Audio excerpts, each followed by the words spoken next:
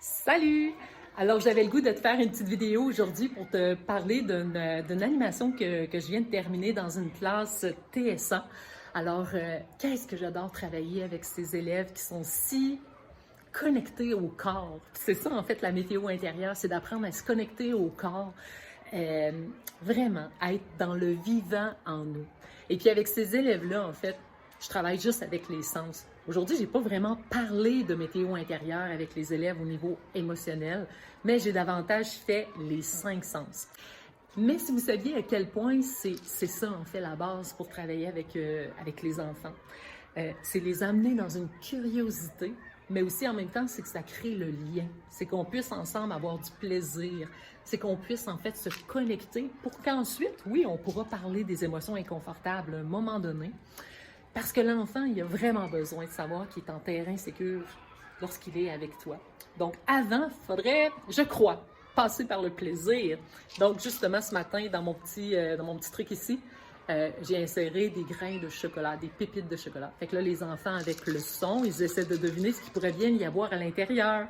Ensuite, juste en touchant, est-ce qu'on peut essayer de deviner ce qui est à l'intérieur? Puis là, c'est drôle parce qu'entre eux, ils se disent des choses, puis après ça, ben moi, je vais le passer à mon ami. Fait que là, il y a comme un entraide, il y a comme un respect aussi qui s'installe parce que chaque personne veut vivre l'expérience. Ensuite de ça, bien, on va prendre le temps de sentir ce qui est à l'intérieur sans regarder, évidemment. Et là, les élèves ont les yeux fermés, puis prennent le temps de sentir, et là, tu vois de la joie, tu vois la météo intérieure changer parce que, évidemment, presque tous les élèves aiment l'odeur du chocolat.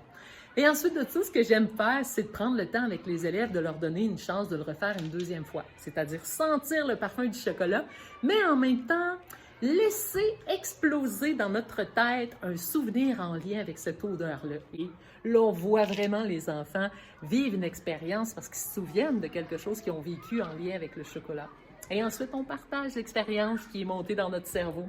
Donc, il y a des élèves. Moi, j'étais en première année. Moi, il s'est passé telle chose. Moi, c'est quand j'ai cuisiné avec ma maman. Mais là, ça nous fait vivre parfois des émotions. Parce que des fois aussi, il y a des souvenirs en lien avec des choses précieuses qu'on n'a plus accès maintenant. Donc là, on vit des choses. Et là, il se passe des émotions. Donc souvent, on veut parler d'émotions, mais on ne prépare pas le terrain. C'est ça l'objectif aujourd'hui que je voulais te partager. Souvent, plein de gens veulent parler des émotions, mais ils sont incapables de préparer le terrain parce qu'ils ne sont pas nécessairement à l'aise avec ce qui est en train de se passer ou à l'aise soi-même en présence de certains enfants parce qu'on le sait qu'on est devant la perte de contrôle, l'imprévisibilité, la nouveauté, notre ego menacé, les 4 facteurs de stress que Sonia Lupien parle tellement régulièrement. Alors, soyez en premier confortable avec vous-même si vous voulez parler des émotions avec les enfants, puis osez faire vivre des expériences qui vont créer des liens. Et ces liens-là, il faut que votre porte soit ouverte aussi pour laisser entrer les enfants dans votre univers. Puis peu importe ce qui va se passer, que ça fonctionne ou pas, il n'y en a pas de problème. L'expérience visée, c'est pas que ça marche, c'est de vivre quelque chose, c'est d'enrichir la relation qu'on a avec les élèves.